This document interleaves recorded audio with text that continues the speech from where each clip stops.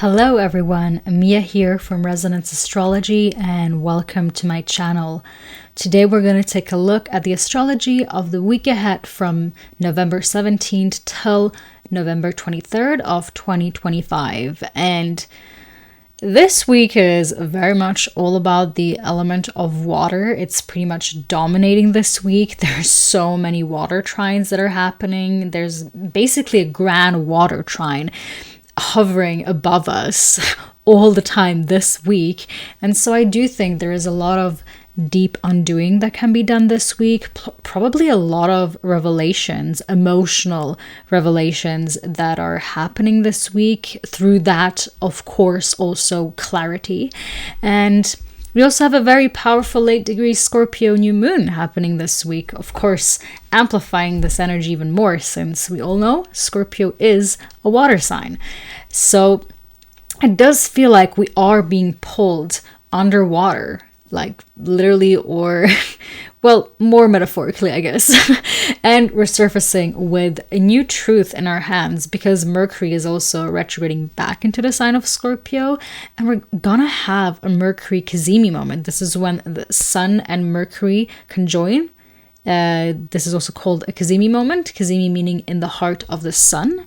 So Mercury is going to be at the heart of the sun, and this kind of resets the Mercury, well, every retrograde cycle, okay? When this moment happens, it resets it, and there's newfound clarity. And there's always like a pre-Kazimi retrograde period and a post-Kazimi retrograde period, in my eyes.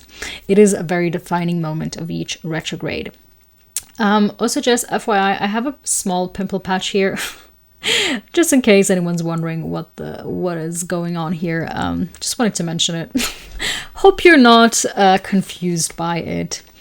Yes, and I'm coming off from a very lovely birthday weekend. I celebrated my birthday literally yesterday on November 16th, and I think there's a lot of what I'm going to talk about today. I'm going to infuse with the wisdom that I gained over this weekend, because I think this weekend was so much about going with the flow.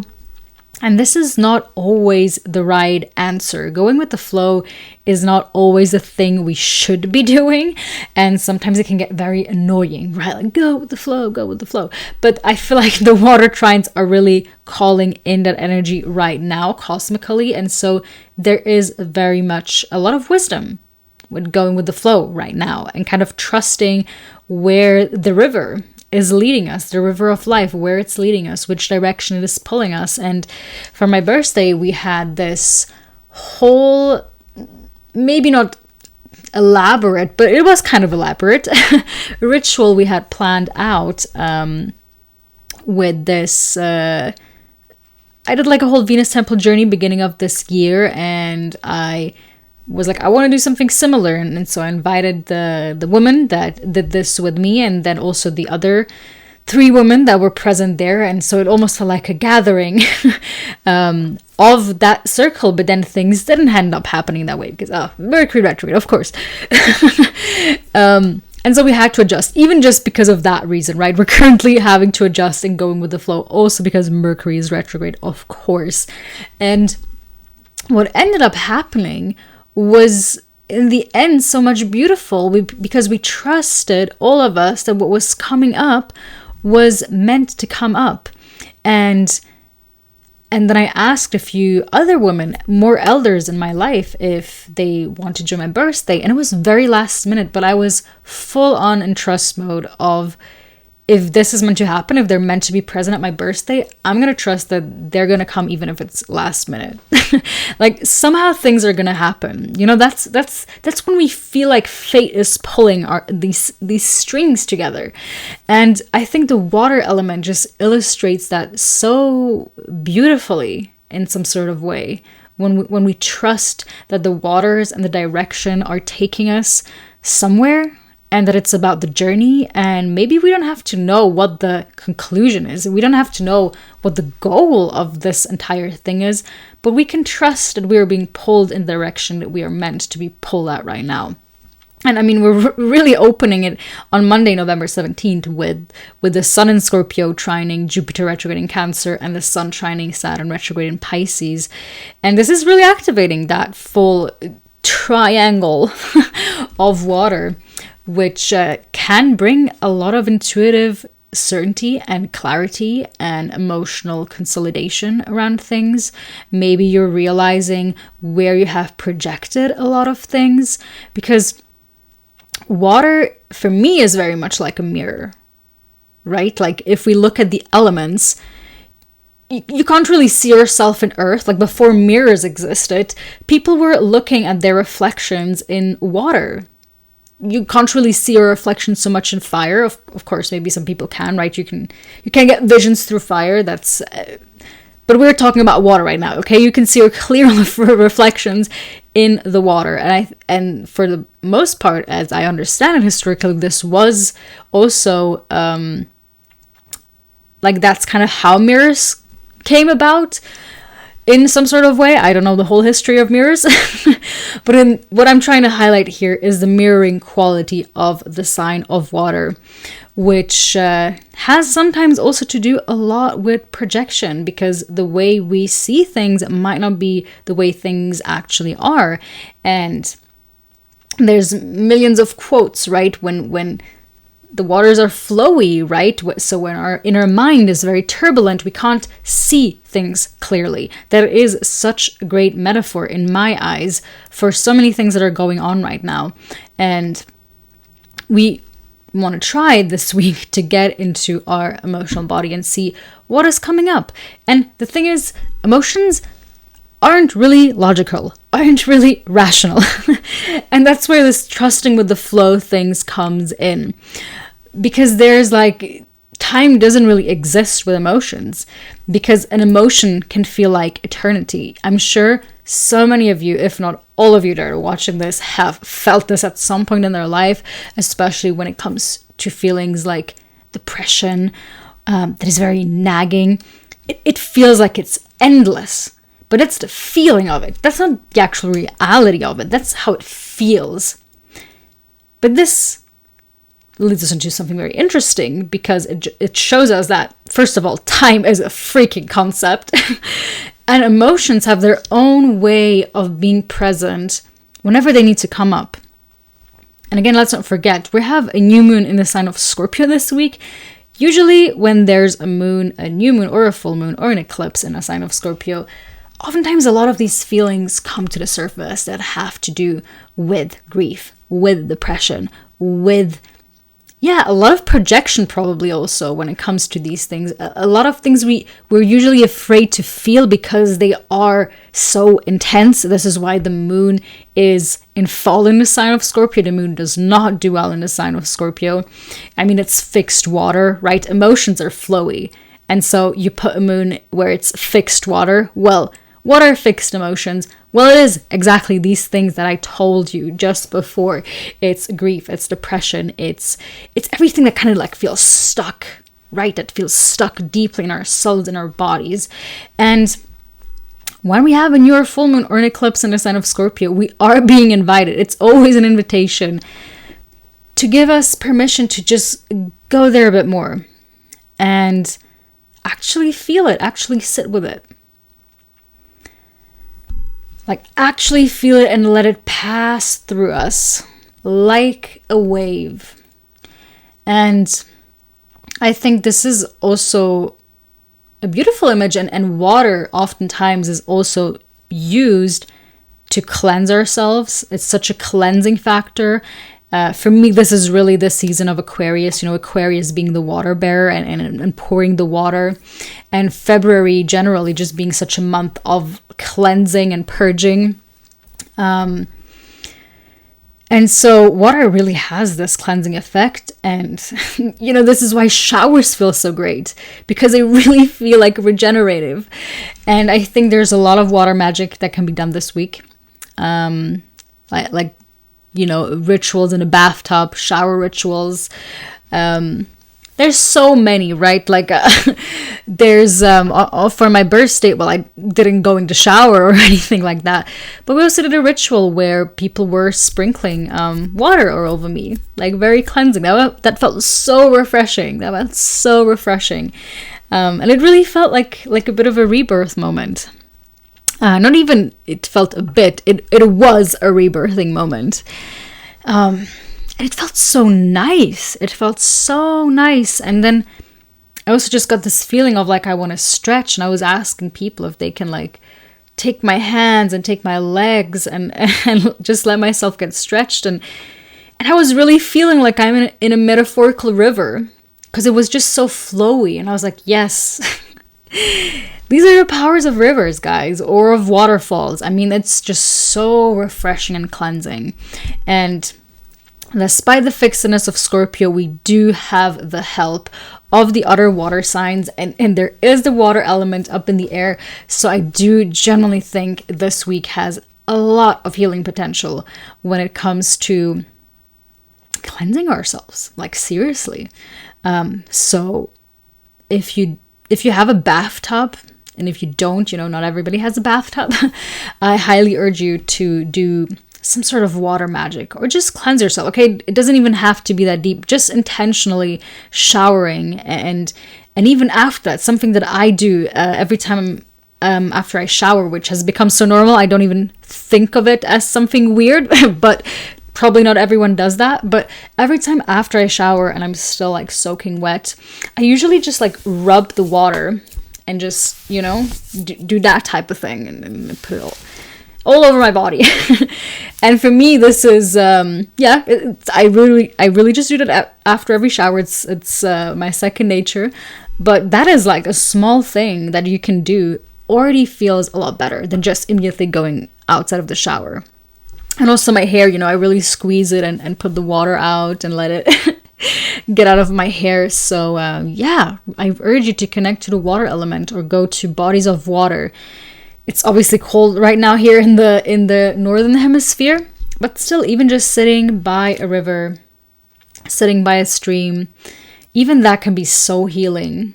For me, oftentimes I get a lot of inspiration when I am just nearby bodies of water, honestly, especially water that is flowing. Okay, we want to incorporate the flowy, watery energy this week, so we can go with the flow. And that's also what you can always ask.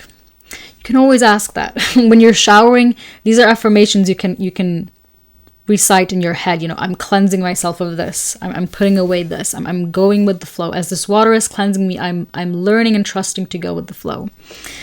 And yes, I do think there is a lot of trust involved. And obviously Jupiter is in the sign of Cancer, and it's exaltation, but it is retrograde. And so I think there is even more trust that we need to build up this week, I would say. But by the end of this week, Sagittarius season is going to roll around. Definitely going to give us more hope and faith. Yes. So sorry, we're still on Monday. On Monday, the other thing that also happens beside these water trine is Mercury retrograde in Sagittarius is sextile Pluto. So this is definitely bringing submerged thoughts to the surface, and this can feel like a mental excavation. And we are doing a lot of mental excavation, especially when Mercury is retrograde in the sign of Sagittarius and the sign of Scorpio. I mentioned this in a few videos. What both of these signs have in common is that they are truth seekers. They are seeking the truth. And for that, we need to go excavate inside our head and see what is the truth. And it can be a felt truth. So, yes, I feel like Monday is a day of revealing things for sure.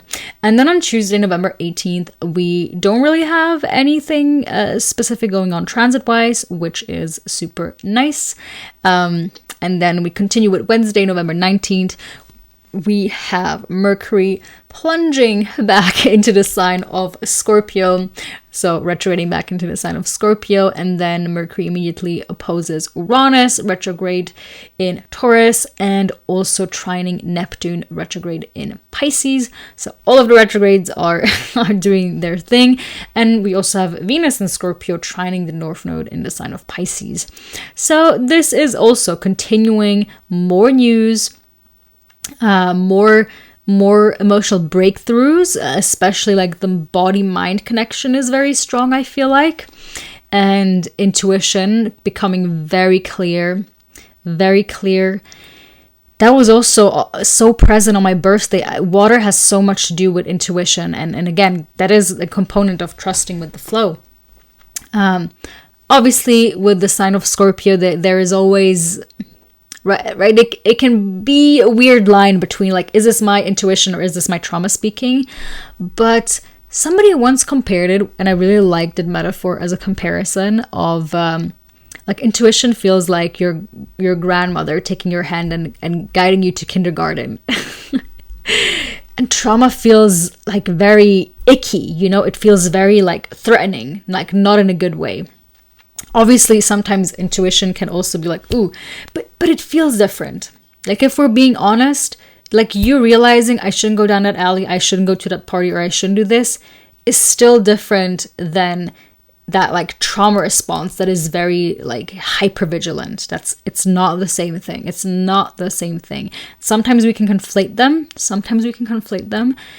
And I do think maybe this week is also very good to understand exactly the difference of both of them. It's definitely like it's sharpening our psychic clarity and intuition.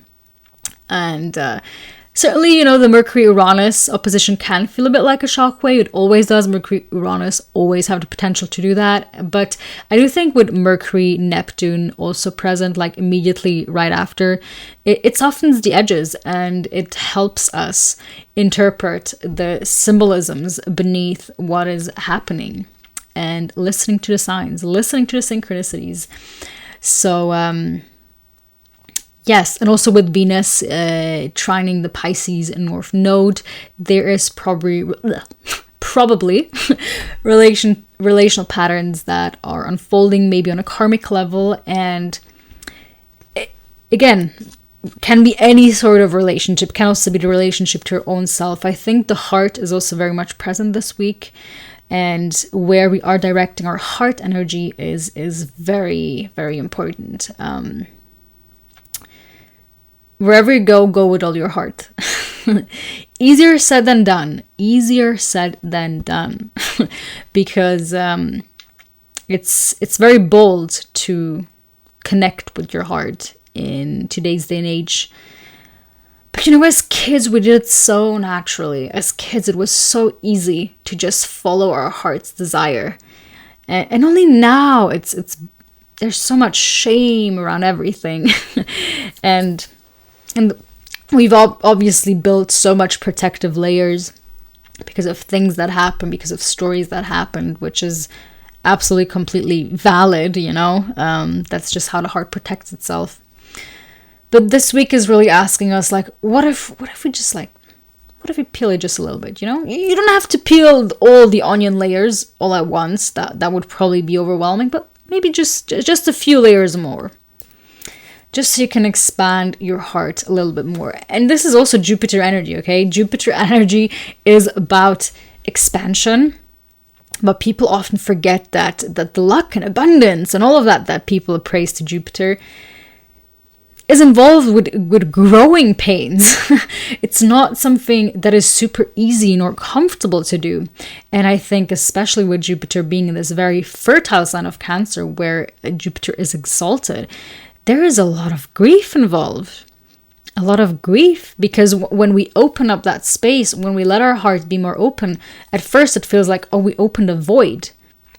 It feels painful to suddenly expand that heart because it hasn't yet been filled with all the goodness and the abundance. But now we slowly we basically build the capacity with Jupiter to actually receive what is meant for us and be able to hold it. Okay, that's the lucky and abundant part of Jupiter.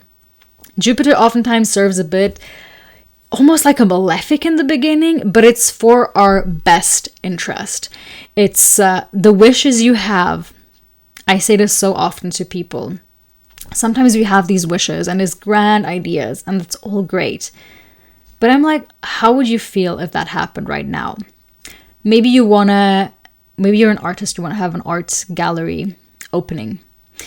And it's like, how would you feel about that? If tomorrow you had that and there's like 100 people, 1,000 people showing up, would you actually be able to hold that? Like, would your nervous system have the capacity to actually hold that and receive the praise and the love? And the answer is like probably in that moment, no. That doesn't mean we can't get there. And that's also the point where people are like, oh, I'm trying to manifest so hard and it's not working.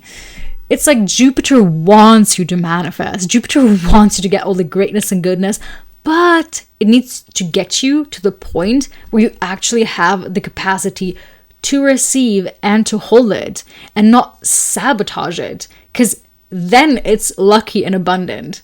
It's not lucky and abundant if you're completely overwhelmed and you're like, oh, I don't know what to do anymore, and then you have a panic attack at your first art exhibition and everyone's like, oh, that's weird. We don't want that.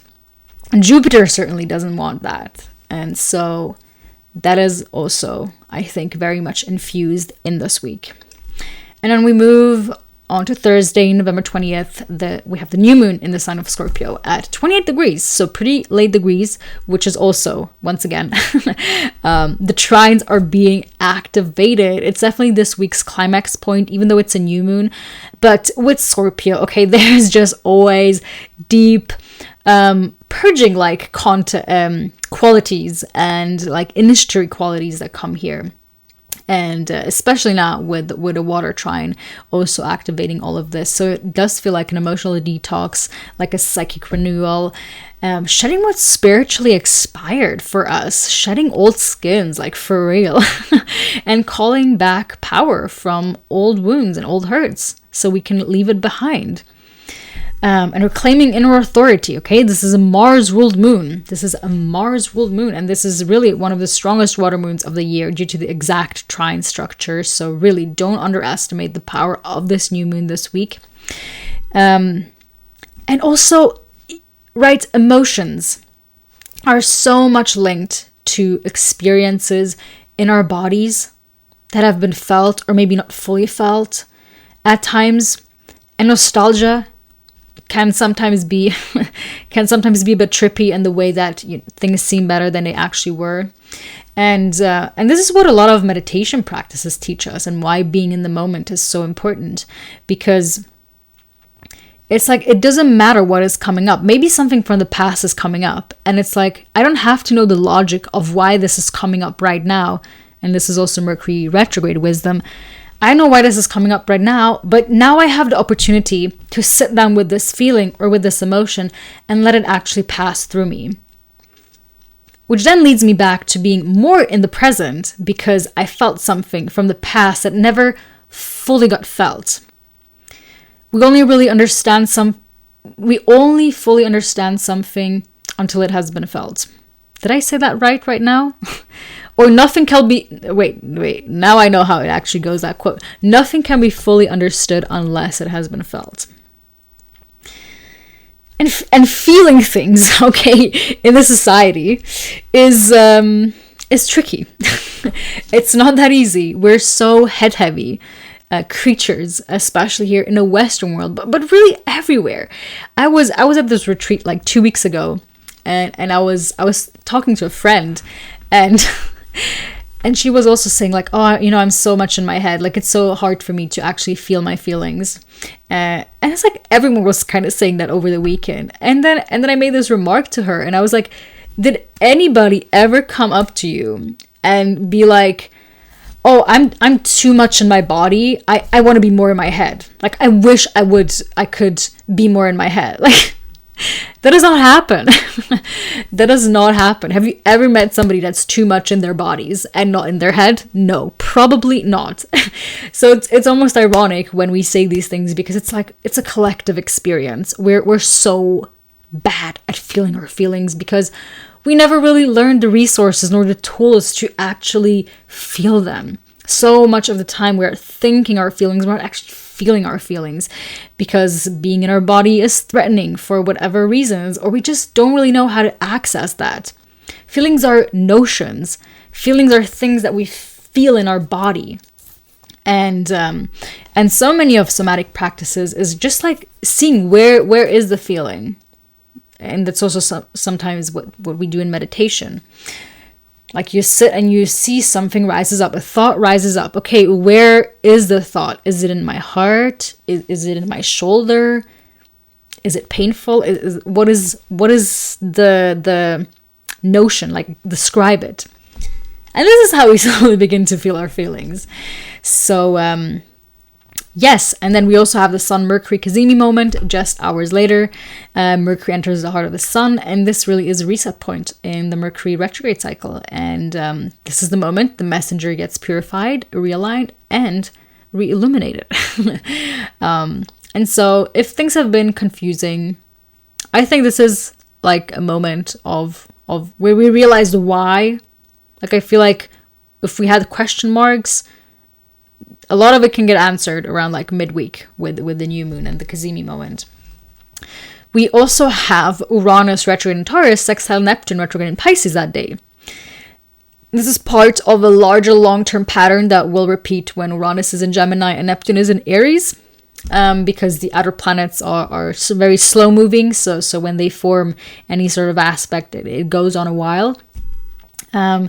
So it gives us a bit of a preview of like what is emerging, like a collective storyline, like innovation, mysticism, technology, dreaming, disruption, imagination. Obviously, this is happening at 29 degrees of Taurus and of Pisces, which is again, I feel like it's a lot of nostalgia for the old world that we are saying goodbye slowly but surely this year, because next year we are fully, it's fully entering that new era that is exciting and terrifying at the same time. And I think it's realizing nothing will ever be the same again. And it's okay to feel both sad and happy with that realization. Like, it's okay to grieve that things will never be the way they were, that the way our childhoods were, it's never going back. We're never going back to word pre-technology. We're never gonna get the golden days of social media where it was just Instagram before it was bought by Facebook, where it was just Facebook, before the internet was filled with AI slop. We're never getting back to that, and that is sad, And yet there's always newness. And we are entering a new era. And nobody really knows where things are heading. And so it's exciting. It's okay to feel many different feelings. And that's also, again, the wisdom of water. It's the wisdom of water. We can hold gratitude and sadness and grief and excitement all at once. Like they can coexist, and it's okay to feel stretched by this week, to feel stretched by the emotions that are arising and that somehow feel at the opposite end of the spectrum. It's allowed. It's all allowed to be here. It's all allowed to be here. Okay, Friday, November 21st. We're not even in the weekend yet. Yes, we have an electric water day. The Sun in Scorpio opposes Uranus retrograding Taurus and Trines Neptune retrograding Pisces. Again, just amplifying what is already going on. Reality might be bending. Times feel strange. I cannot speak anymore. Emotions electrify. The unexpected becomes a teacher. That's what I'm saying. Things feel so terrifying and exciting at the same time. Terrifying and exciting at the same time. Yes, definitely a moment that can kind of shake us awake and maybe bring that realization of there is no going back. There is never a going back. There's only a going forwards. And we can keep the memories in our heart and how things were. And it's nice, it's nice to dwell on things sometimes and go back in pictures. And Mercury retrograde is a perfect time for that. But don't stay there emotionally. There is still the present moment and the future. Yes, but even the future can sometimes trick us into swaying away from the present moment, which is also, we don't want to land in future tripping and future anxiety either. Then on Saturday, November 22nd, Sagittarius season begins. Let's clap. So the Sun enters Sagittarius and we get a bit of a break from the water saturation that is going on, and this shift definitely feels like there is some oxygen returning. That's the point where we are getting outside of the deep waters and we're like, oh, I can take a breath again. Definitely inspiring, direction, truth seeking, and just a desire to narrate what you've just lived through. Yes, I feel like Sagittarius likes to document life because Sagittarius is so much about the wisdom of life. And the one that you can only, like, not the one that you gain necessarily in institutions, certainly can be, but it's the things you gain by just experiencing them. And the experience, embodied wisdom, becomes the greatest asset of Sagittarius eventually. But Sagittarius just needs to learn that, yeah, sometimes things take time. Yes, like sometimes Sagittarius literally can sit on a high horse, which I think kind of, yeah, it makes sense, right? Because Sagittarius is half a centaur. So it wrestles with that often. Sagittarius wrestles with that animalistic side of one's body and like the animalistic urges and things and the higher spiritual pursuit, which can sometimes get in the way and conflict things. That's often what happens with Sagittarius, is like they want to seek the higher truth, but still it's like, oh, but the body has needs and wants to do things, and like, how do I get rid of this? It's always a bit of an inner conflict with the sign of Sagittarius. So yes, we also have Mercury retrograde in Scorpio, trining Saturn retrograde in Pisces. And following into Sunday, November 23rd, we also have Mercury retrograde, trining Jupiter retrograde in Cancer, of course. So again, this is kind of completing the great trine from another angle. So this is the emotional integration point of the entire week. Definitely feels like a beautiful week of transformation on an emotional, physical level. And we're going to walk out transformed in more emotionally mature people this week, and with more grounded insight and decisions made from structure rather than from fear, when we realize that, oh, maybe I'm just projecting. Most of the times we're just projecting, if we're being completely honest, and that's a good thing to realize that. Yes, and we also have the Sun in Sagittarius sextiling Pluto. That is really the last aspect of this week, adding power, depth, and a sense of emerging from darkness with treasure, for real. And and I'm just looking at my notes and laughing right now because I only wrote the weekly summary briefly, but I didn't. Usually I do a bit of a preview from next week, and I didn't write it here. Ugh.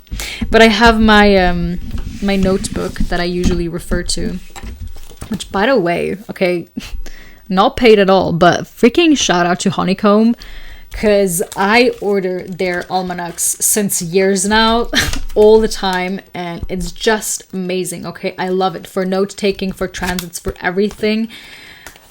Amazing. Honeycomb, and everything is specialized on you.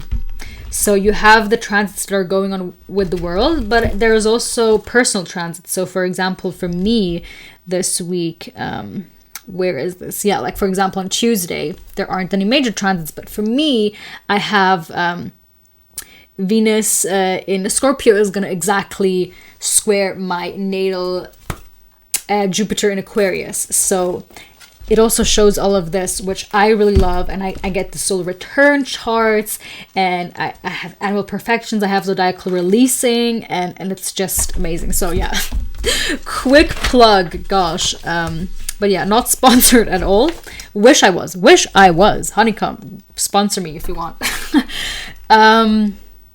Yes, okay, for next week, what is important for next week? Oh yes, so one transit that is important for next week is Venus and Mercury conjoin in the sign of Scorpio on Tuesday 25th.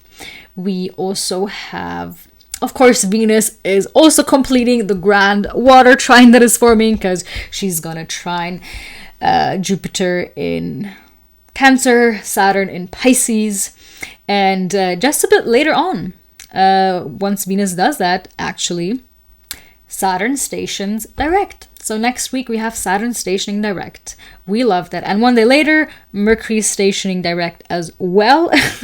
And we also have, last aspect, of course, Venus is also opposing Uranus and trining Neptune Pisces, and then she moves into the sign of Sagittarius. So yet another angle that we are approaching that water trine, and this is really November. Okay, December is going to be different energy because there's going to be a lot more Sag energy, and we're going to enter also slowly but surely into more Capricornian territory. So it's going to be, there's going to be a bit more fire and earth again, which is going to be different. But November really is such a watery month, and the best thing we can do is, go with the flow, follow the flow, and trust our intuition as much as we can. And this is the invitation. And this is what I have for you guys this week. And if you want to stay in touch with me, I have my links down below. This is how we can stay connected. I also want to shout out, this is a bit in the future, but I have to promote it right now. We are doing something for the 12 Holy Nights, me and my friend Josie. The Holy Nights are happening from the night of December 24th to 25th and last until January 6th. And these 12 holy nights represent the 12 next months of the year. And it's really a time of stillness and getting, signs, symbols, omens. Sometimes these days are also called the omen days. Here in the German-speaking part of Switzerland, we call them the Rauhnächte, which comes from Räuchern, which means to cleanse and to sage oneself. So it's really also a time of purification. And we did a whole video that is, I think, 20 minutes, not super long, where we explain all of this a bit more deeply, and you're also going to find that in the link below. I've been doing this for years myself. I do collages every year, which I think is such a great intuitive practice to just get in touch with your intuition and feel into like what wants to emerge. Sometimes I literally just take sentences and pictures and it almost like doesn't even make sense. And then later on, I get the collage that I made for the month of like July, and all of a sudden I'm like, oh, I see, now it makes sense why I chose this. And so we're really offering something that I would be doing regardless if I'm offering this or not. Now I'm just super excited that I actually am offering it with other people, and you can join with us. We're going to do Zooms every day, which is, they're not going to be long, it's not a long process. So, yes, if you want more information on that, the video where we talk more about it is going to be down in the description below. So please check that out. Also tomorrow on November 18th, we are, or maybe we're going to postpone it. I'm not sure because Mercury Retrograde is Mercury Retrograding. But we did want to make an Instagram live talking just a bit more and maybe answering a few questions if people have any around the Holy Nights. So yes, this is what I have for you guys. I'm sending you much love, and we're going to talk soon. Bye.